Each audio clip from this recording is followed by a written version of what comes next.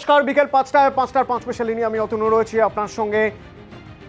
আজ বাংলা বছরের শেষ দিন, আগামীকাল নতুন বছর শুরু হবে। ফেস্টিভ মুড, খুব স্বাভাবিকভাবে এই ফেস্টিভ মুড সবচেয়ে বেশি চিন্তা বাড়ায় এনআইএর তদন্তকারীদের, কারণ এর আড়ালেই কোথাও নাশকতার ছক করে জঙ্গিরা। পর্যটকদের ভিড়ে লুকিয়ে থাকে জঙ্গিরা, যেমন দীঘায় লুকিয়েছিল দুই জঙ্গি, দীঘায় পর্যটকের ভিড়ে লুকিয়ে থাকার চেষ্টা করেছিল। তো এই যেই দুই জঙ্গি ব্যাঙ্গালোর বিস্ফোরণের সঙ্গে যারা জড়িত, সেই দুই জঙ্গি কিভাবে কাজ করত, কিভাবে তাদের নেটওয়ার্ক চালাতো, জানলে অবাক হয়ে যাবে। ভিপিএন এক অত্যাধুনিক প্রযুক্তি, যে ভিপিএন এর মাধ্যমে আপনি পৃথিবীর যে কোনো জায়গায় যোগাযোগ করতে পারেন, কিন্তু যোগাযোগ করলেও তা নজরে আসবে না। সচরাচর যারা সাইবার ক্রাইম মনিটর করেন তাদের নজরে আসবে না ভিপিএন এর মাধ্যমে যোগাযোগ। তো এই ভিপিএন এর মাধ্যমে কিভাবে যোগাযোগ করতো জঙ্গিরা, এই দুজনকে জেরা করে এনআইএ কি জানতে পারছে, কিভাবে তারা কাজ করত, কিভাবে তারা নেটওয়ার্ক চালাতো। অমিত প্রতিনিধি আমার সঙ্গে রয়েছেন। অমিত, খুব স্বাভাবিকভাবেই সারা পৃথিবীর যত জঙ্গি কার্যকলাপ ভিপিএন দিয়েই হয়, তো ভিপিএনেই এরা কাজ করত, কিভাবে নিশ্চিত হচ্ছেন তদন্তকারীরা?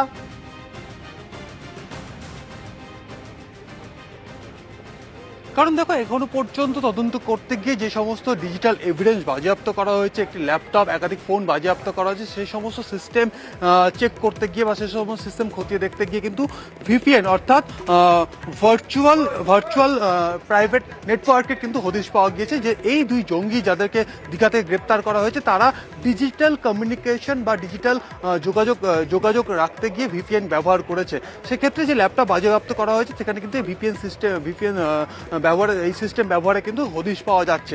সেক্ষেত্রে গত 1 মাসেরও বেশি সময় ধরে তারা বিভিন্ন জায়গায় যে ডেটা বদল করেছে, বিভিন্ন ব্যক্তির সঙ্গে যোগাযোগ করেছে, সেই যোগাযোগের মাধ্যম কিন্তু বিভিন্ন ডিজিটাল অ্যাপ ছিল, এবং সে সমস্ত ডিজিটাল অ্যাপের গোপনীয়তা বজায় রাখার জন্য ভিপিএন সিস্টেম ব্যবহার করা হয়েছে, এমনটা দাবি করা হচ্ছে এনআইএর তরফে। কারণ এই ভিপিএন সিস্টেম ইউজ করলে বা ব্যবহার করলে আইপি অ্যাড্রেস, কোন সার্ভার ইউজ করা হচ্ছে বা কোন ব্রাউজার ব্যবহার করা হচ্ছে, সমস্তটাই কিন্তু অন্ধকার বা আড়ালে থেকে যায়। কারণ একজন ইউজার কি ভিপিএন ব্যবহার করে কি সার্ভার ব্যবহার করলো, তা কিন্তু কেউ জানতে পারে না, এবং পুরো বিষয়টা কিন্তু এনক্রিপ্টেড, অর্থাৎ একদম ব্যক্তিগত স্তরে সেই জায়গাটা কিন্তু থাকে। সেই জায়গাতেই সমস্ত কিছু আড়ালে রাখতে কিন্তু ভিপিএন সিস্টেম ব্যবহার করা হয়, যা কিন্তু ব্যবহার করেছিলেন এই দুজন, আব্দুল মাতিন তাহা এবং ফাজিল, এমনটাই কিন্তু দাবি করা হচ্ছে এনআইএর তরফে। সঙ্গে থাকো, এবং যত অত্যাধুনিক প্রযুক্তি ব্যবহার করা হোক না কেন, তার জন্য গ্যাজেট দরকার, ইলেকট্রনিক গ্যাজেট। অন্যতম মাধ্যম মোবাইল ফোন, কিন্তু মোবাইল যদি বিগড়ে যায় কি হবে? তো সারা কলকাতা কেন, সারা পশ্চিমবঙ্গে যারা মোবাইল ব্যবহার করেন তাদের মধ্যে অনেকেই বিশ্বাস করেন যা কোথাও সারানো যায় না, তা চাঁদনি চকে সারানো যায়। হয়তো সে খবর তাদের কানে পৌঁছেছিল কলকাতায় থাকার সময়, তাই বিগড়ে যাওয়া মোবাইল সারাতে পৌঁছে গিয়েছিল তারা চাঁদনি চকে। এনআইএর কাছে কি খবর রয়েছে এ নিয়ে? অমিত, এনআইএর তদন্তকারীরা তো সেই দোকানে গিয়েছিলেন, কি খবর রয়েছে তাদের কাছে? কবে যাওয়া হয়েছিল মোবাইল সারাতে? মোবাইলকে আদৌ সারানো গিয়েছিল?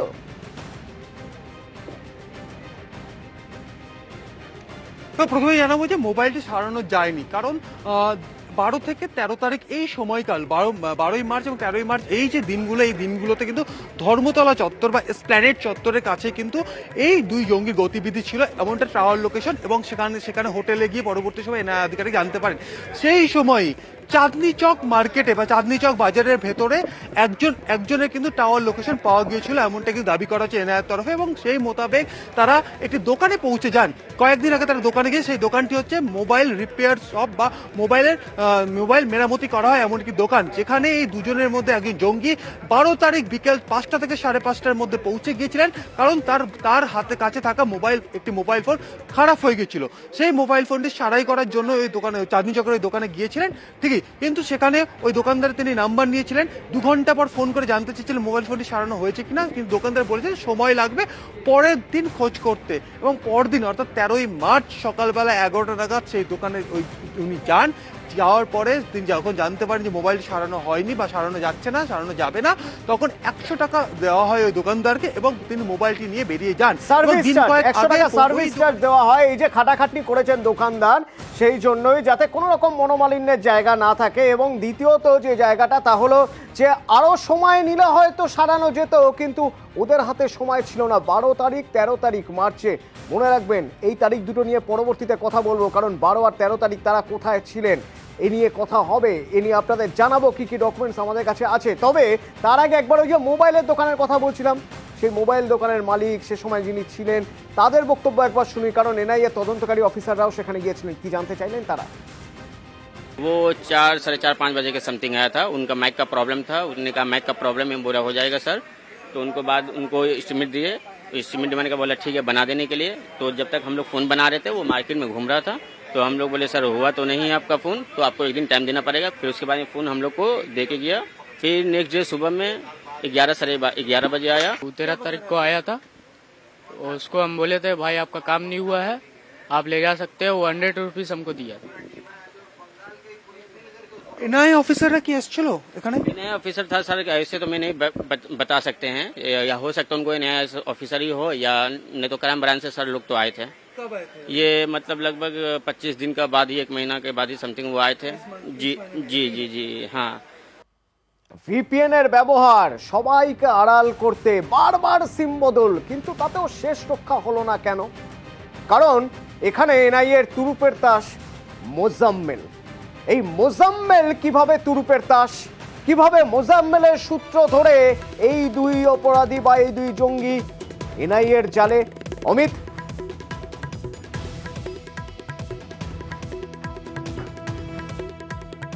গ্রেপ্তার করা হয়েছিল হচ্ছে 26শে মার্চ। এই 26শে মার্চ 26শে মার্চ বিভিন্ন ব্যক্তি অর্থাৎ যারা হচ্ছে মোজাম্মেল বা এই আব্দুল মতিন তহা, এদের খুব ঘনিষ্ঠ যারা ক্লোজ ছিলেন, স্কুলের বন্ধু, পাড়ার প্রতিবেশী, এদেরকে জিজ্ঞাসাবাদ করে এদের সম্পর্কে তথ্য যখন জানার চেষ্টা করে, তখন এই মোজাম্মেলের ফোন কল রেকর্ডে কিন্তু একাধিকবার আননোন নাম্বার থেকে কিন্তু ফোনের সূত্র পাওয়া যায়। এবং সেই সমস্ত নাম্বার ট্র্যাক করতে গিয়েই এই দুই জঙ্গি আব্দুল মতিন এবং মুফাজ্জিরের কিন্তু হদিস কার্যত পাওয়া গিয়েছিল, এমনটাই কিন্তু এনআইএর তরফে দাবি করা হচ্ছে। সেক্ষেত্রে 26 তারিখ গ্রেপ্তার করা হলো মুফাজ্জিলকে এবং পরবর্তী সময়ে তাদের মোবাইল ফোন ট্র্যাক, বিভিন্ন নম্বর ট্র্যাক করা শুরু হলো, কারণ একাধিকবার সিম কার্ড বদলে ফেলেছিলেন। প্রায় কমপক্ষে 12 বার সিম কার্ড বদলে ফেলা হয়েছিল। এই তথ্য কিন্তু এনআইএ কর্তাদের হাতে এসছে। সেক্ষেত্রে মুফাজ্জিল কিন্তু একটা অন্যতম একটা মাধ্যম হতে পারে এই গ্রেপ্তারি বলা যেতে পারে, কারণ তাকে জিজ্ঞাসাবাদ করা, তার বাড়িতে তল্লাশি অভিযান চালানো, সেখান থেকে বিভিন্ন ডিজিটাল এভিডেন্স পাওয়া, অন্যদিকে দুজনকে যে গ্রেপ্তার করা হয়েছে তাদের বাড়িতে অভিযান চালানো হয়েছিল। এছাড়া কথা বলছো এই রাজ্যগুলোয় অদ্ভুতভাবে কিছু চক্র কাজ করছে, যে চক্রগুলো জাল আধার কার্ড বানিয়ে দিচ্ছে, যে আধারের সূত্র ধরে সিম কার্ড কেনা সম্ভব হচ্ছে। কতগুলো সিম কার্ড উদ্ধার হয়েছে এদের থেকে?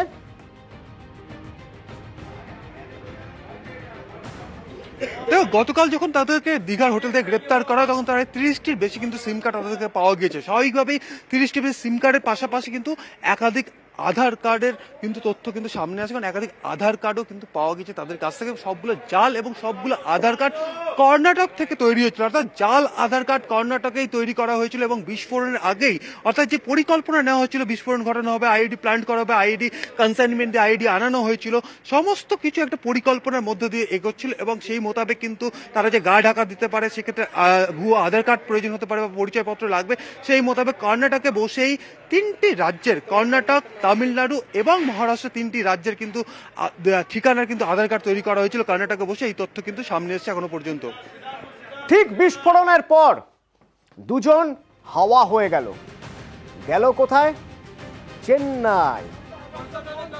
চেন্নাই চেন্নাই থেকে তারপর কলকাতা। এর মাঝে এরা তাদের পরিচয় বদল করেছে। স্বাভাবিকভাবেই তাদের কাছে জাল আধার ছিল, সেই আধারের পরিচয়ই তারা নিয়েছে। এবং যেহেতু জাল আধার রয়েছে, তাতে সিম বদল করতে সুবিধা হয়েছে। বিভিন্ন সিম, বিভিন্ন নামে সিম। এবং প্রথম জানা যাচ্ছে এরা চেন্নাই আত্মগোপন করেছিল, সেখান থেকে ট্রেনে আসে এরা কলকাতায়। আর সেখানে একের পর এক হোটেল বদল, একের পর এক হোটেল বদল। চট করে আপনাদের একবার দেখাই যে এই হোটেল বদল করতে গিয়ে তাদের কতগুলো আধার কার্ড তারা ব্যবহার করেছে।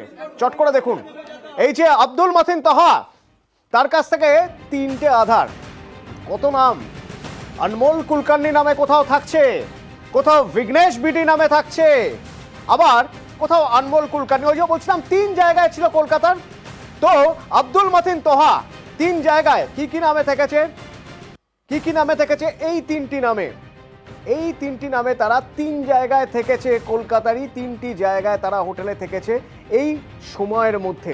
শুধু তোহা নয়, আরো একজন দেখুন, আরো একজন মুসাফির হোসেন সাজিব 3টি নাম ব্যবহার করেছে। এই 3টি নামই তাদের আধারে রয়েছে, অর্থাৎ এই 3টে নামেরই আধার আছে। কি নাম? ইউশা শাহনওয়াজ পটেল, আধারে নম্বর দেওয়া আছে। আবার আরেকটা নাম ইউশা শাহনওয়াজ পটেল নামেই 3 জায়গায় থেকেছে, হোটেল প্যারাডাইসে থেকেছে, এসপ্ল্যানেড ইনে থেকেছে, হ্যাঁ, এবং প্যারাডাইস হোটেলে বা এসপ্ল্যানেড ইনে, সব জায়গাতেই, বা ড্রিম গেস্ট হাউসে এই ছদ্মনামেই থেকেছে। এবার দেখুন হোটেল নাম্বার 1 প্রথম কোথায় ওঠে এরা? এসপ্ল্যানেড ইন, ধর্মতলার এসপ্ল্যানেড ইন। ইউশা শাহনওয়াজ পটেল নামে মুজিব সেখানে ওঠে, সাজিব সেখানে ওঠে। আধার কার্ড দেখাতে হবে কোথাও যেতে গেলে, কোথাও থাকতে গেলে, তো আধার কার্ড দেখিয়ে দিয়েছে, ওই নামেই আধার।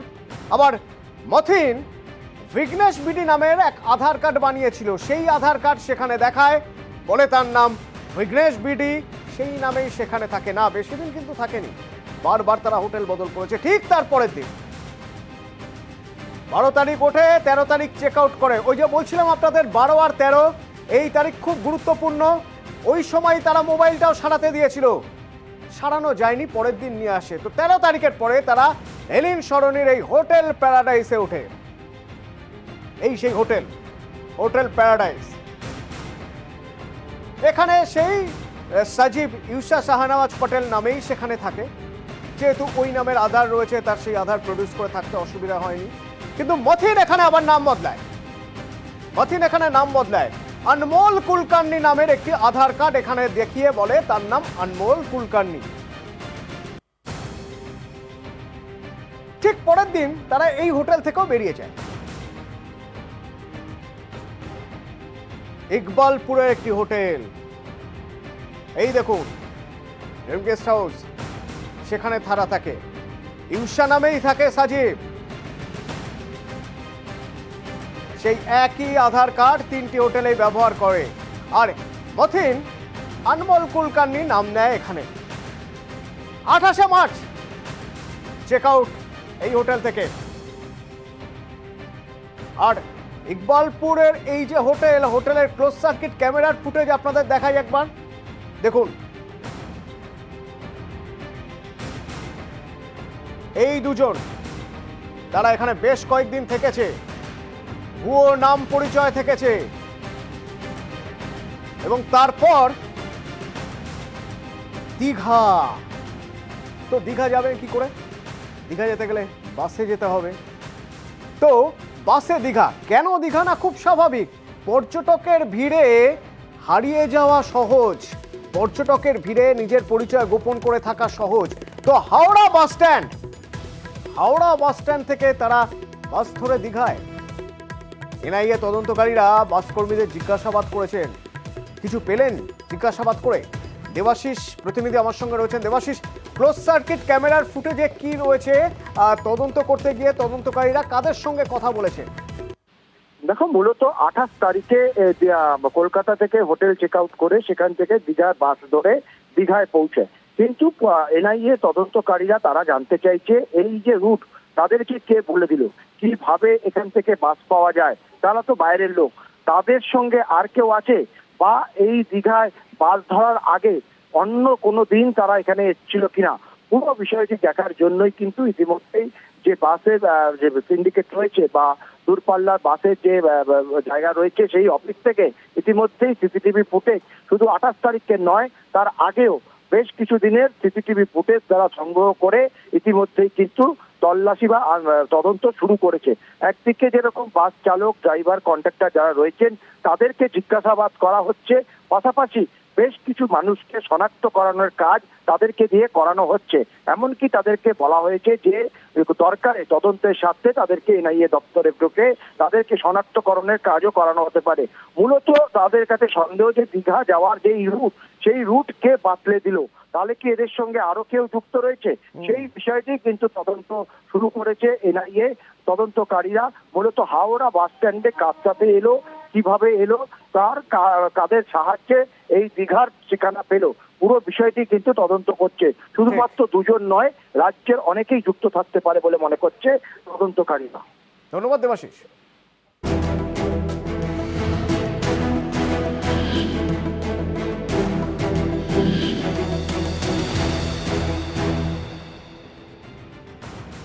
হুমকি নয়, অভিযোগ নয়, আবেদন নয়, চিঠি চিঠি দিল শেখ শাহজাহান। আদালতে এজলাসে সেই চিঠি পড়ে শোনালেন শেখ শাহজাহানের আইনজীবী। কি রয়েছে শাহজাহানের এই চিঠিতে?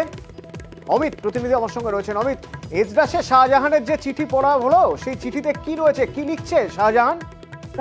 সেখানে দেখো চিঠির মাধ্যমে শাহজাহান ইডির বিরুদ্ধে কিন্তু গুরুতর অভিযোগ আনছেন। ইডির বিরুদ্ধে তিনি অভিযোগ আনছেন এই চিঠির মাধ্যমে যে তাকে জোর করে বয়ান রেকর্ড করানো হয়েছে, মিথ্যে বয়ান রেকর্ড করানো হয়েছে বা মিথ্যে স্টেটমেন্ট তা নেওয়া হয়েছে। অন্যদিকে তাকে তার পরিবার, তার ভাই, তাদেরকে মিথ্যে মামলায় বা মাদক মামলায় এই ধরনের মামলাতে ফাঁসিয়ে দেওয়া হবে, এমনটা কিন্তু হুঁশিয়ার দেওয়া হয়েছে।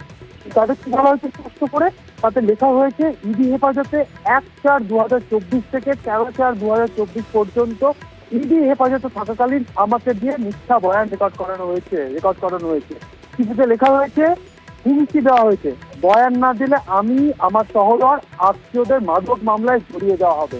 এই চিঠিটি যদিও শাহজাহানের নিজের হাতে লেখা নয়, তার হয়ে তার আইনজীবী নিজে লিখেছেন এবং ইজলাস তথ্যে শাহজাহানকে দিয়ে সই করিয়ে এটি আদালতে জমা দেওয়া হয়েছে। কিন্তু এই চিঠির গ্রহণযোগ্যতা নিয়ে, এই চিঠির যে বয়ান, তার এই চিঠির যে বয়ান রয়েছে তা নিয়ে কিন্তু প্রশ্ন তুলেছেন আইনজীবী। ধন্যবাদ অমিত। পিটিশনের কন্ট্রাকশন এই হচ্ছে খুব সহজ কথা, যে যেসব বয়ানগুলো হয়েছে সেগুলো আমার ভলেন্টারি স্টেটমেন্ট নয়, বাংলা বলতে পারবো না, এটা আমার নিজস্ব ইচ্ছায় স্বেচ্ছায় বয়ান নয়। In the form of letter written by the learned advocate for the accused, they have placed on record one retraction petition. সেখানে ওরা বলতে চেয়েছে যে ওনার থেকে যা স্টেটমেন্ট নেওয়া হয়েছে সেগুলো সত্য নয়, সেগুলো ওনার অভিযোগ হতে পারে, সেটা ওনার বক্তব্য, উনি কোর্টের কাছে রেখেছেন, সেটা মাননীয় আদালত বিচার করবেন, সেটা সত্যি কি মিথ্যে সেগুলো হিয়ারিং এ থাকবে, আদালতের বিচারাধীন বিষয়টি। বাংলা বছরের শেষটা অসময়ে ডেকে আনলো দমদমের ছাতাকলের বস্তিতে। নতুন বছরটা মোটেও তাদের ভালো কাটবে না। দাউ দাউ করে আগুন, 10টি ইঞ্জিনের চেষ্টায় সেই আগুন নেভাতে হয়েছে।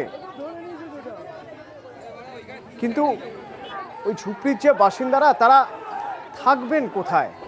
তাদের কোথায় রাখার ব্যবস্থা হয়েছে? প্রশাসন কি ব্যবস্থা করেছে জানবো। অনুপ প্রতিনিধি আমার সঙ্গে রয়েছেন। অনুপ, দমদম ছাতাকলের কাছেই মূলত একটি বস্তি, সেই বস্তিতে কিন্তু ভয়াবহ যে আগুন লাগার ঘটনা, ঠিক 11:30টার পরে যখন আগুন লাগার ঘটনা ঘটে, তৎক্ষণাৎ কিন্তু একেবারে সেখানকার মানুষজন প্রথম আগুন নেভানোর কাজে হাত লাগায়। পরবর্তী ক্ষেত্রে অত্যন্ত ভিন্দি এলাকা হওয়ার জন্য দমকলের 5টি ইঞ্জিন তৎক্ষণাৎ এসে পৌঁছে, ততক্ষণে কিন্তু বেশিরভাগ অংশটাই আগুনে পুড়ে গিয়েছে এবং সম্পূর্ণভাবে কিন্তু বস্তি ভয়াবহভাবে তখন আগুন জ্বলছে।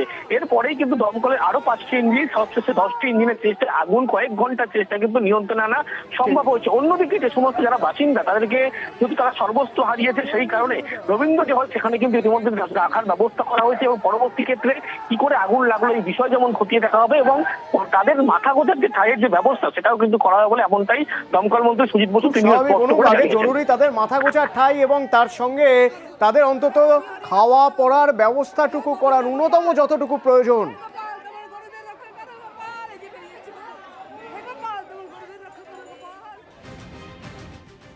কাশিয়াঙে বিজেপি বিধায়ক বিশ্বপ্রসাদ শর্মা লোকসভায় এবার প্রার্থী হয়ে দাঁড়িয়েছেন। না কোনো দলের হয়ে না, নির্দল হয়ে দাঁড়িয়েছেন এবং তারপরেই নাকি তার রক্ষী তুলে নেওয়া হয়েছে দাবি করছেন বিশ্বপ্রসাদ এবং তিনি আশঙ্কা করছেন তার উপর তাহলে তো হামলা হতে পারে। কেন্দ্র তার রক্ষী তুলে নিল কেন? তার যে নিরাপত্তা দায়িত্বে যারা ছিলেন তাদের তুলে নেওয়া হলো কেন?